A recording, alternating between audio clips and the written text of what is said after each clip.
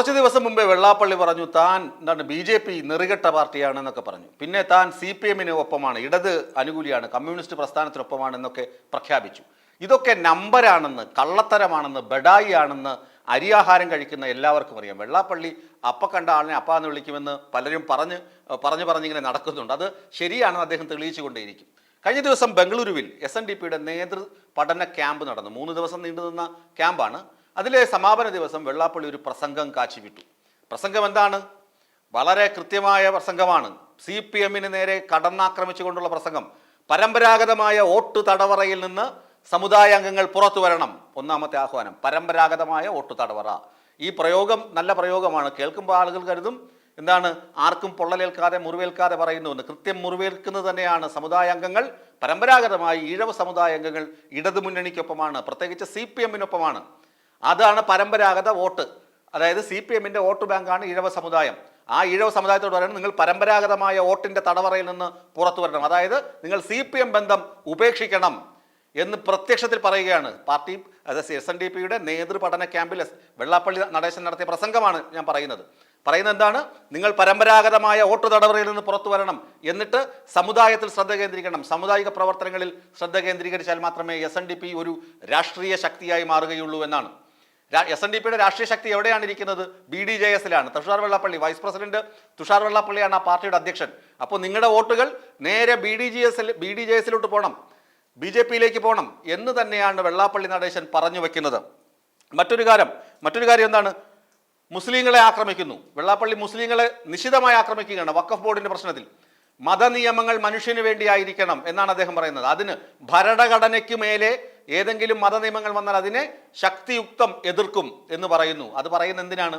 മുസ്ലിം സമുദായത്തെ നോക്കി, മുസ്ലിം മതനിയമങ്ങളെ നോക്കിയിട്ടാണ് ഈ ആക്രമണം. പ്രത്യേകിച്ച് വഖഫ് ബോർഡിന്റെ ഈ ഇടപെടലുകളൊക്കെ ഉണ്ടല്ലോ, മുനമ്പും പ്രശ്നം, ഇതൊക്കെയാണ് വെള്ളാപ്പള്ളി മനസ്സിൽ കാണുന്നത്. എന്നിട്ടാണ് പറയുന്നത് ഭരണഘടനയ്ക്ക് മുകളിൽ ഏതെങ്കിലും മതനിയമങ്ങൾ വന്നാൽ അതിനെ തച്ചുടയ്ക്കാൻ സമുദായം എപ്പോഴും മുന്നിലുണ്ടാകും. ആ നിയമങ്ങളെ എതിർക്കണം, നഖശികാന്തം എതിർക്കണം എന്ന് പറയുന്നത്. അങ്ങനെ മുസ്ലിം സമുദായത്തിനെതിരെയും ആഞ്ഞടിക്കുകയാണ് വെള്ളാപ്പള്ളി SNDP-യുടെ നേതൃപഠന ക്യാമ്പിൽ. മറ്റൊന്ന്, ഇനി സമുദായത്തിന് കുറേ ആചാര അനുഷ്ഠാനങ്ങളുണ്ട്. നമുക്കറിയാം കൊല്ലം ജില്ലയിലെ SNDP-യുടെ കത്തും CPM-ന്റെ കത്തും ഒക്കെ വിവാദമായിരുന്നല്ലോ. എങ്ങനെയാണ് കത്തുകൾ വന്നത്? CPM പറഞ്ഞു, SNDP ആളുകൾ ഈഴവ സമുദായ അംഗങ്ങളായ CPM-കാരോട് പറഞ്ഞു, നിങ്ങൾ അവിടെ പോയിട്ട് എന്ത് ചെയ്യണം? വീടുകളിലെ എല്ലാ ചടങ്ങുകളിലും പങ്കെടുക്കണം, ആചാരങ്ങളിൽ പങ്കെടുക്കണം. എന്നിട്ട് അവിടെ പാർട്ടി ഉണ്ട്, CPM-ന്റെ ആധിപത്യം അവിടെ തെളിയിക്കണം, CPM-ന്റെ ചെങ്കൊടി പുതപ്പിക്കണം എന്നൊക്കെ CPM ഒരു കത്ത് എല്ലാവർക്കും കൊടുത്തിരുന്നു കൊല്ലത്ത്. അതുപോലെ അതിനെ പ്രതിരോധിക്കാൻ SNDP-യും ഒരു കത്ത് കൊടുത്തിരുന്നു. ആ കത്തൊക്കെ വാർത്തകളിൽ നിറഞ്ഞതാണ്, വിവാദങ്ങളും ആയതാണ്, ചർച്ചകളും നടന്നതാണ്. അതേ കാര്യം വെള്ളാപ്പള്ളി വീണ്ടും പറയുന്നു.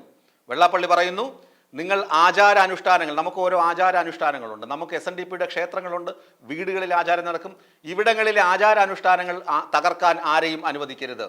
ആരെങ്കിലും വന്ന് ഇതിനെ, നിങ്ങളുടെ വീട്ടിലെ മരണാനന്തര ചടങ്ങുകൾ, കല്യാണം, അതുപോലെ മറ്റ് ചടങ്ങുകളൊക്കെ നടക്കുമല്ലോ, ആ സമയത്ത് വന്നിട്ട് അതിൽ മേൽക്കൈ എടുക്കാൻ ശ്രമിക്കുകയാണെങ്കിൽ അവരെ ആശയപരമായി നേരിടണം.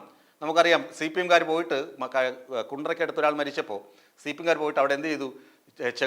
ആദ്യം സമുദായത്തിൻ്റെ മഞ്ഞ പതാകയാണ് സാധാരണ പുതപ്പിക്കുക. എന്നാൽ അത് മാറ്റിയിട്ട് ചെങ്കൊടി പുതപ്പിച്ചു. എന്നിട്ട് അവിടെ നിന്നും ഇൻകുലാബ് സിന്ദാബാദ് വിളിച്ചു. ഇല്ല മരിക്കില്ല, ഇല്ല മരിച്ചിട്ടില്ല എന്ന് മുദ്രാവാക്യം മുഴക്കി CPM. അതിനെയാണ് പറയുന്നത്, അങ്ങനെ ആരെങ്കിലും വന്നു കഴിഞ്ഞാൽ, നിങ്ങളുടെ സമുദായാംഗങ്ങളിൽ ആരെങ്കിലും മരിക്കുമ്പോൾ ചെങ്കൊടി പുതപ്പിക്കാൻ ആരെങ്കിലും വന്നാൽ അവരെ ആശയപരമായി നേരിടണം, അതിന് അനുവദിക്കരുത്. മുദ്രാവാക്യം വിളിക്കാൻ ആരെങ്കിലും വന്നാൽ അതിന് അനുവദിക്കരുത്. അങ്ങനെ കൃത്യമായ സൂചനകൾ. ഒന്ന്, CPM-നെതിരെയുള്ള കടന്നാക്രമണം. 2, മുസ്ലിം സമുദായത്തിന് മതനിയമങ്ങൾക്കെതിരെയുള്ള കടന്നാക്രമണം. മൂന്നാമതും CPM-ന് തന്നെ പറയുന്നു, ചെങ്കൊടി പുതപ്പിക്കാൻ ആരെങ്കിലും വന്നു കഴിഞ്ഞാൽ അവരെ ആശയപരമായി നേരിടണം. വെള്ളാപ്പള്ളി ആളൊരു പുലിയാണെന്ന് പറയുന്നത് ഇങ്ങനെയാണ്. എന്താണ്?